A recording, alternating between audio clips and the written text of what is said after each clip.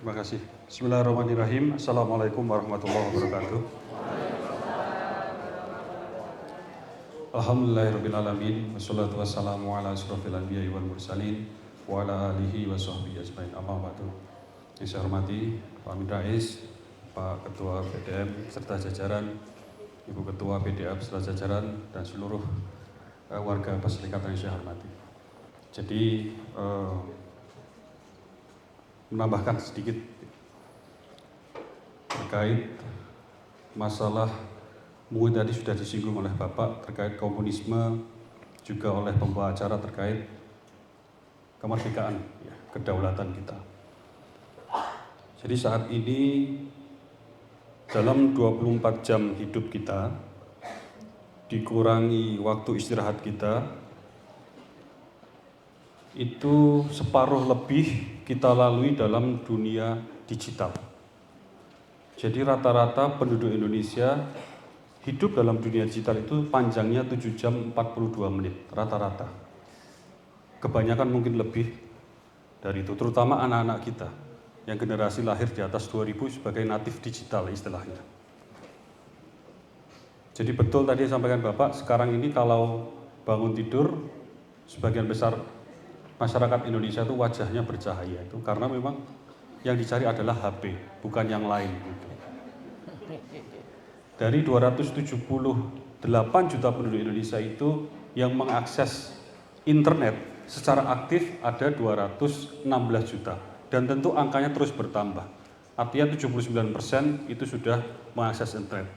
Dan sebagian besar menggunakan smartphone atau ponsel cerdas, Android dan segala macam. Saya yakin di seluruh ruangan ini mungkin 99%, kalau tidak 100%, semua punya HP cerdas.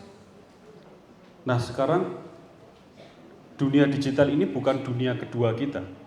Dia ekspansi. Ya. Ini perluasan dari dunia sehari-hari kita saja. Bahkan beberapa aktivitas dalam dunia nyata kita ini, ya, yang dulu bisa kita lakukan, sekarang sepenuhnya harus lewat dunia digital. Seperti menulis surat, barangkali sekarang sudah tidak laku lagi. Tidak pernah lagi kita menulis surat pakai amplop, kemudian perangko ke kantor pos. Sekarang sudah WhatsApp. Dengan kemajuan IT kita bersyukur bahwa jarak yang antara Sabang sampai Merauke, bahkan di saudara kita di luar negeri, itu dilipat-lipat saja. Sedemikian cepat kita mengirim pesan, saat itu juga sampai. Dengan kemajuan IT juga kita mensyukuri, kita menyintas masa pandemi kemarin, ya, yang tidak bisa kemana-mana, harus sekolah, kuliah, anak-anak kita semua menggunakan Zoom, platform digital, kita mensyukuri tersebut. Tapi juga dalam kehidupan digital kita itu ada hal yang lewat dari pencermatan kita. Gitu. Karena kita menikmati, ya mensyukuri tadi ya, menggunakan ya dalam kehidupan kita sehari-hari tadi. Nah, dunia digital itu kalau sedikit kita analogikan dengan dunia nyata, itu ada jalan rayanya, tempat lalu lalang informasi atau data kita itu. Bapak Ibu sekalian, kita ini yang hidup dunia digital lewat pintu WhatsApp, Instagram, ya apalagi belanja online pakai apa Bapak Ibu? Shopee, ya, kompak ibu-ibu semua ini, ya, Tokopedia dan lain-lain itu, ya, itu menjadi representasi kita. Itu kalau dikumpulkan bisa membentuk profil yang namanya Bapak Ahmad, Bapak siapa, ini semua persis bisa mengetahui kita dari A sampai Z. Kalau dikumpulkan data-data itu semua, dan itu semua melalui jalan raya di dunia digital. Ya. Itu kalau kita lihat fisiknya adalah kabel-kabel internet. Ada di dalam tanah, ada di atas tanah, ada juga di bawah laut. Di data-data tersebut juga disimpan di namanya data center atau pusat-pusat data. Ya, diletakkan di berbagai macam titik di Indonesia. Nah, sekarang menjadi pertanyaannya, kalau di dunia nyata kita selalu hidup ya supaya teratur, supaya ada normanya, maka ada aturannya, ada yang mengatur. Di Gunung Kidul berarti ada bupatinya, ada aturan daerahnya yang harus kita ikuti. Ada identitas setiap warganya dengan KTP dan segala macam. Nah, kita mungkin belum terbesit pertanyaan bagaimana dengan dunia digital yang kita hidup di sana separuh lebih dari waktu aktif kita, waktu produktif kita. Adakah identitas yang bisa dipertanggungjawabkan? Adakah aturan yang bisa diikuti dan diakui secara bersama ini betul? Nah, jawabnya itu belum ada. Jadi tidak ada batas negara, batas wilayah, ya. Tidak ada aturannya, tidak ada siapa yang mengatur. Alhasil kita mengikuti siapa yang punya jalur tempat data kita lalu lalang, siapa yang punya aplikasi-aplikasi yang kita gunakan, siapa yang punya WhatsApp, siapa yang punya Shopee, siapa yang punya Tokopedia, Gojek, Instagram. Itulah yang kemudian mengatur kita, mengatur kehidupan kita yang separuh lebih dalam dunia digital tadi. Jadi kita bertanya gitu, menyambung tadi Ibu Pembawa acara, ya, merefleksikan 58 tahun lalu, ya, kemerdekaan kita pernah di-challenge oleh komunisme. Kita bertanya, kita ini sesungguhnya merdeka atau terjajah dalam konteks dunia digital ini, ya, yang merupakan dunia kita sehari-hari. Jalan rayanya kita lihat, tempat jalur internet lewat itu, sebagian besar ternyata bukan milik kita. Yang bangun itu perusahaan-perusahaan China ternyata. Ya, dengan investasinya, mereka punya proyek namanya Digital Silk Road, Jalan Sutra Digital, diinisiasi mulai 2014-an. Indonesia masuk tahun 2015. Saat ini pun ada proyek namanya Palaparing, membangun 1.600 km jalur internet bawah laut itu ke 4 wilayah di Indonesia Timur. Ternyata sebagian besar yang kita lalui, WhatsApp kita itu lalu lalang, itu melalui jalan yang bukan milik Indonesia. Kira-kira apa resikonya? Data kita semua itu bisa dikuasai oleh yang punya jalan. Dalam hal ini khususnya adalah China. Dan penguasaan data ini dikatakan sebagian pakar, ya, Bapak Ibu bisa lihat Ian Bremmer itu mengatakan mungkin kira-kira 2 tahun lalu di YouTube, bahwa kalau dengan proyeksi seperti ini, nanti di masa mendatang yang berpengaruh itu yang menguasai data. Maka belum tentu Amerika, belum tentu China. Dia sebut sebagai teknopolar yang akan menguasai. Siapa? Ya orang-orang yang memiliki perusahaan raksasa teknologi ini. Yang punya WhatsApp, yang punya Shopee, yang punya Instagram, yang punya jalur internet tadi, yang punya pusat-pusat data tadi. Seberapa besar power mereka, seberapa besar kekuasaan mereka. Coba kita bayangkan, kalau sore ini, ba'da asar ini, seluruh layanan tadi, seluruh yang punya jalan raya internet tadi, jalan raya digital, pusat-pusat data digital, aplikasi-aplikasi digital yang kita gunakan ini, yang tidak ada made in Indonesia, itu di stop, dimatikan. Apa yang akan terjadi Bapak Ibu? Apa yang akan terjadi ba'da asar ini? Lumpuh. Kalau pertanyaan ini ditanyakan dan kita jawab 5 tahun ke depan, 5 tahun dari hari ini, 10 tahun dari hari ini, di mana kita semakin engage, semakin terdigitalisasi. Banking sekarang sudah semakin digital, ya, dan segala macam. Kalau itu semua melalui jalan raya yang bukan punya kita, melalui aplikasi-aplikasi yang bukan punya kita, di stop yang punya, disebut oleh teknopolar ini. Apa yang akan terjadi? Lumpuh ekonomi kita, lumpuh komunikasi kita. Bisa berarti nanti pendidikan, kesehatan dan segala macam. Banking kita. Ya. Padahal BMT ini, ya, lembaga keuangan itu kalau dalam konteks ekonomi jantungnya, karena memompa peredaran uang yang masuk dan keluar. Apa yang terjadi ketika itu lumpuh? Ya, bisa chaos dan segala macam. Nah, ini yang terjadi di Indonesia. Maka menjawab pertanyaan, kita sesungguhnya merdeka atau terjajah? Terlebih dalam dunia digital, kita ini terjajah. Ya. Dan ini yang mencengkram sangat kuat, yang punya proyeksi ekspansinya dengan politik Lebensraumnya adalah China. Mereka ingin menguasai, melebarkan itu ke seluruh negara. Yang ikut proyek One Belt, One Road itu 149 negara 1 bulan yang lalu. Mungkin bertambah. Jadi China itu punya ratusan ribu kilometer jalur infrastruktur, baik fisik maupun internet digital tadi. Indonesia masuk 2015 di era Pak Lurah yang sekarang. Jadi sekarang pertanyaan, apakah sudah terlambat? Belum. Insya Allah belum. Apa langkah pertama yang dimulai? Ya. Jadi yang pertama, bangun kesadaran tentang kedaulatan digital. Tadi yang saya sampaikan dalam kesempatan singkat ini, memang dari sisi kedaulatannya, bahwa kita ini hidup dengan aturan yang mau tidak mau dipaksakan oleh yang punya jalan, yang punya platform digital.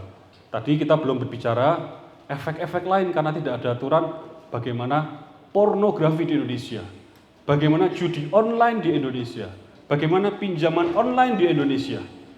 Yang semakin sekarang kita dengar itu banyak sekali kasus-kasus pembunuhan, kasus-kasus perdagangan manusia dan lain sebagainya. Itu karena efek ini tadi yang tidak kita atur. Yang pertama, berangkat dari keluarga. Nah, ini menyambung al-amru bil ma'ruf wa nahyu anil munkar. Membangun kesadaran secara individual, ya familial dari keluarga kita, bagaimana menggunakan dunia digital kita atau hidup di dunia digital kita dengan penuh kesadaran dan kebijakan. Perlu dibatasi Bapak Ibu, terutama anak-anak kita. Data tahun 2017 menunjukkan bahwa anak muda Indonesia terpapar pornografi 90% ketika berumur 11 tahun. 11 tahun itu anak SD. Itu 2017.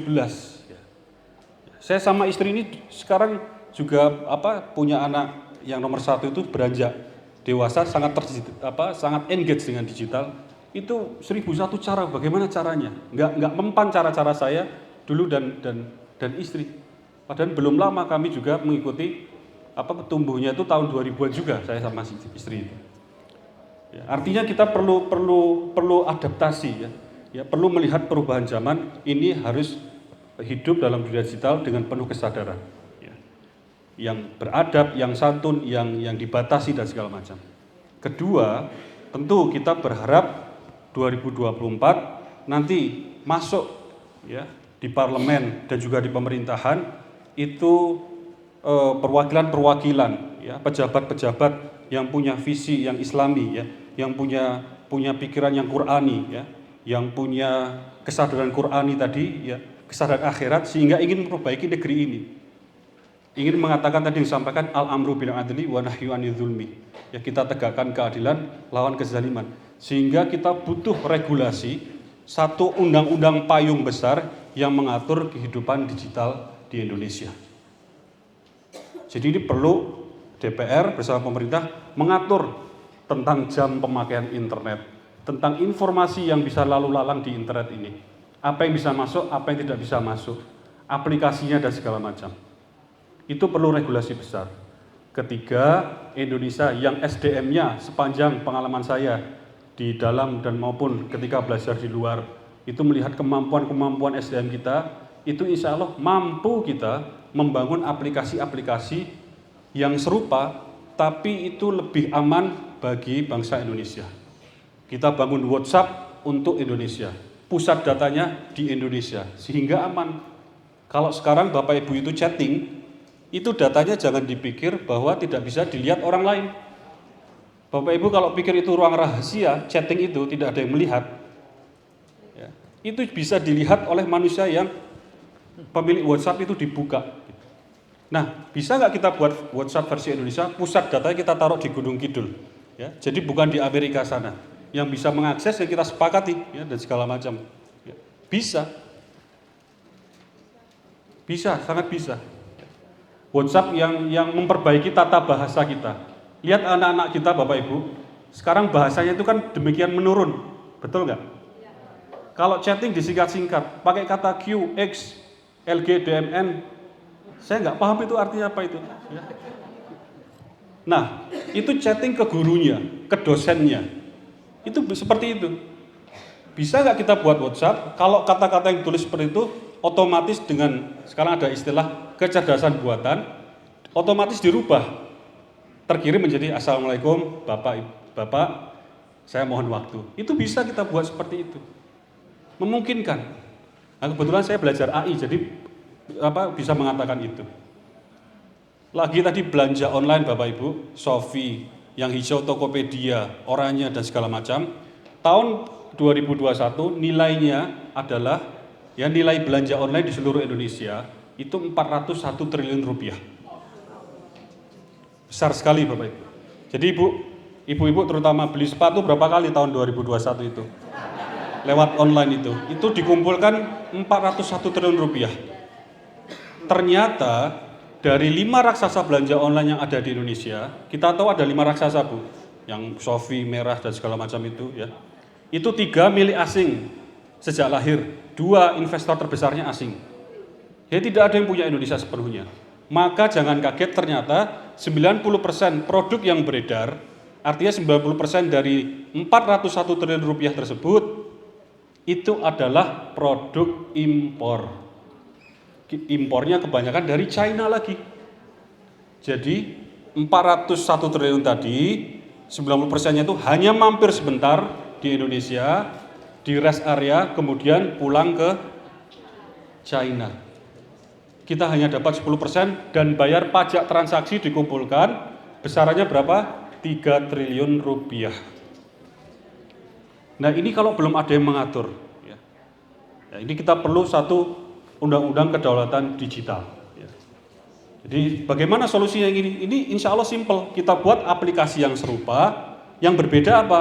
Yang berbeda kalau di sana tadi 5 platform itu 90% produk asing, maka di yang umpamanya platform digital belanjaan online yang kita buat namanya umpama ya, ini kan BMT Umat, kita buat namanya Pasar Umat online digital gitu ya. Kita buat aturan 90% harus produk dalam negeri. Bisa sekali. Nah, tadi saya waktu masuk diberi informasi bahwa BMT ini sudah ada belasan cabang gitu ya. Saya belum tahu apakah sudah mulai masuk digitalisasi, e-banking dan segala macam. Sudah belum ya? Belum ya.